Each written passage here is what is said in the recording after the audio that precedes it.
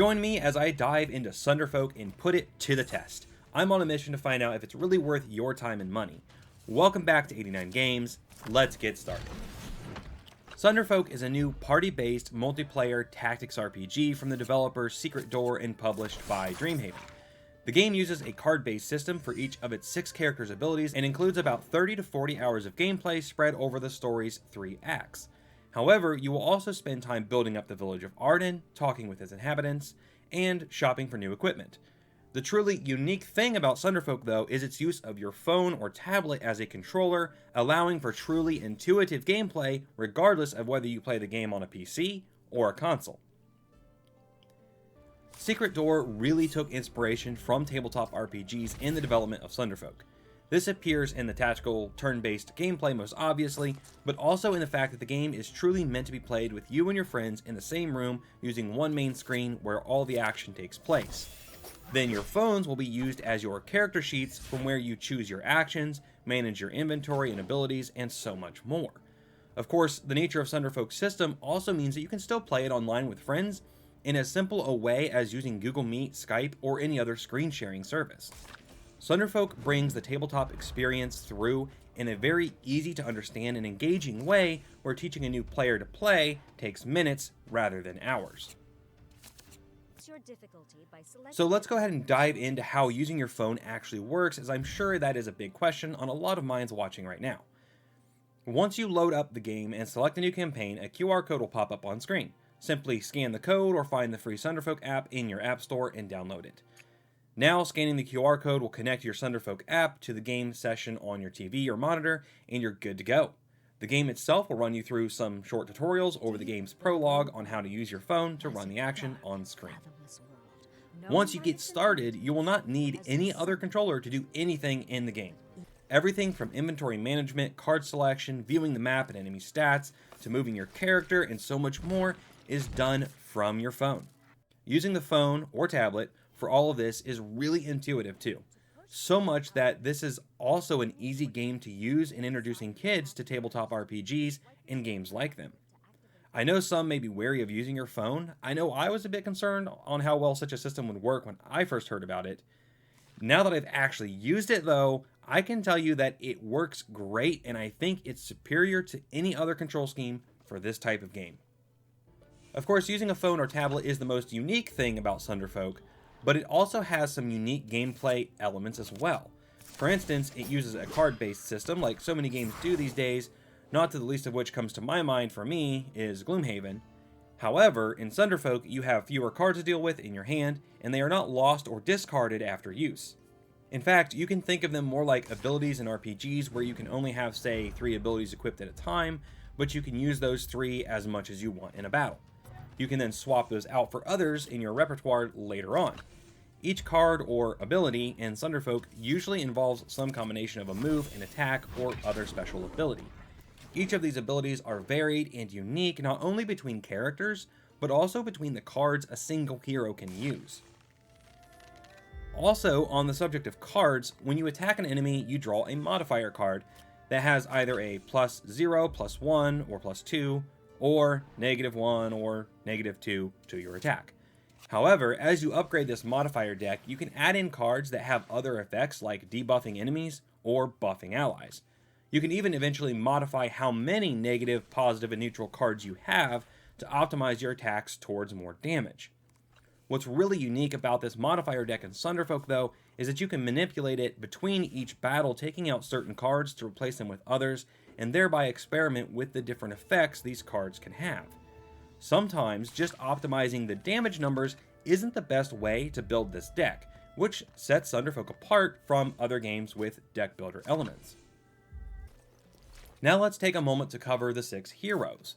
The game gives you 6 different heroes to choose from, each with a very unique playstyle. The Berserker is the tank that does more damage the more damage he takes. The Ranger maximizes range to do more damage and debuff enemies. The Rogue uses Shadow for defense and attack. The Bard plays tunes to leave a trail of buffs for allies. The Pyromancer powers up by walking through fire. And the Arcanist manipulates enemy movement and position. Every character is uniquely built with specific synergy in mind that makes each one powerful and fun to play individually, while still being able to synergize with the rest of your team, regardless of which hero each other player has chosen. Now, as much as I've been enjoying Sunderfolk, let's talk pros and cons to see if it's worth your time and money. So first up, the pros. Number 1, Sunderfolk is easy to learn but challenging to master. It may seem easy at first for those who play tactics RPGs or tabletop games a lot, but there are some challenging scenarios farther into the game, and I've only played on the standard difficulty with my group so far. We do intend on playing through a second time on a higher difficulty, so I can let you know more on that in the future if you guys would be interested. Just let me know in the comments. Next, for pros, the game is more affordable than other digital tabletops, and certainly more so than actual physical tabletop games. At $50 US, a group of 4 can play the game together.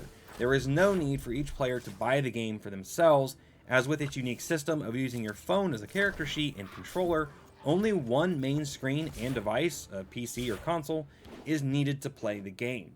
Also, the game can be played alone if you're solo, and you can control up to a full party of 4 heroes from one phone or tablet.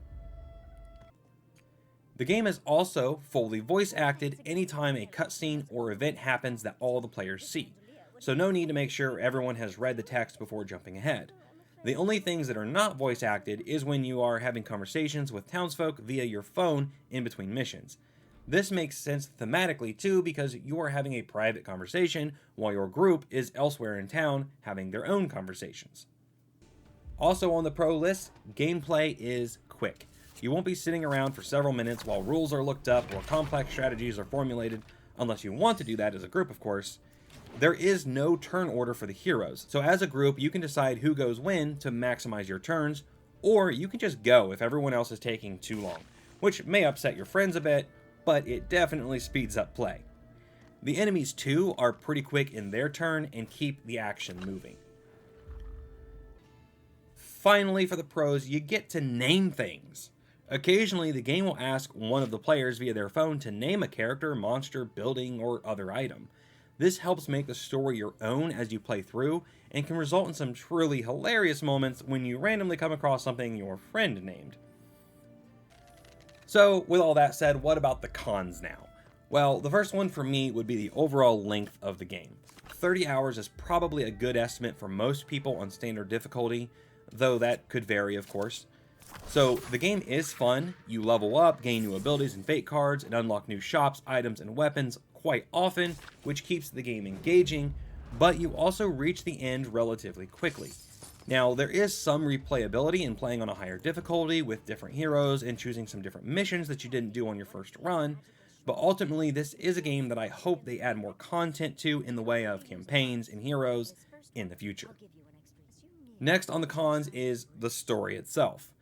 Not that it's bad, it's not a bad story, it's just relatively generic, though there is a nice twist in the middle that makes things a little bit more interesting. The story does set up the world and facilitate the gameplay, giving you a reason in the universe to keep going, so ultimately it won't blow you away or anything, but it does serve its purpose to move the game world along. That said, some of the characters and voice lines do have a nice bit of humor from time to time.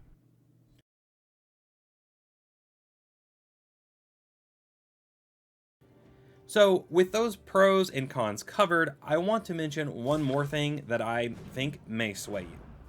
I found this out about the game and was far more excited than I probably should have been, but you can yeet enemies off cliffs. Particularly if you use the Berserker, he has an ability that allows you to pick up and toss enemies, which is super fun when you chuck them over the ledge into oblivion.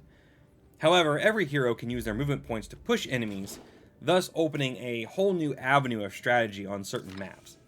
Of course, some enemies can do this to you too, so you do have to be careful. So, if you're a fan of tactics or tabletop RPGs, and especially if you have a few friends or family members to play with, this game is absolutely a great pickup.